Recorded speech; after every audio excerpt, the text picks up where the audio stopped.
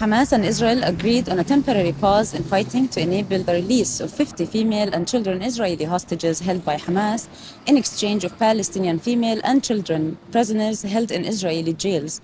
This agreement was announced by Qatar as a mediator between the two parties in a joint effort with Egypt and the US.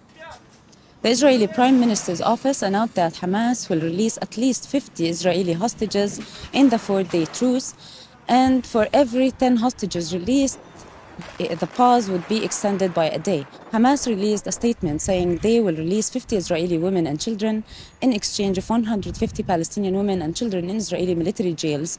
On Wednesday, the Israeli government announced the cabinet decision on the agreement to secure the release of roughly 50 hostages among the 240 who were abducted into the Gaza Strip by Hamas on October the 7th.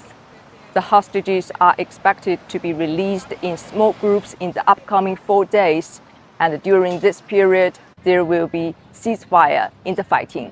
However, Israeli Prime Minister Benjamin Netanyahu reiterated that Israel will continue the war until all the goals are achieved, including eliminating Hamas, returning all the hostages, and assuring that Gaza will no longer threaten Israel. On Wednesday, Chinese Foreign Minister spokesperson Mao Ning said that China welcomed the temporary ceasefire agreement between Israel and Hamas and hopes that it will help alleviate the humanitarian crisis and promote conflict de-escalation and ease tensions.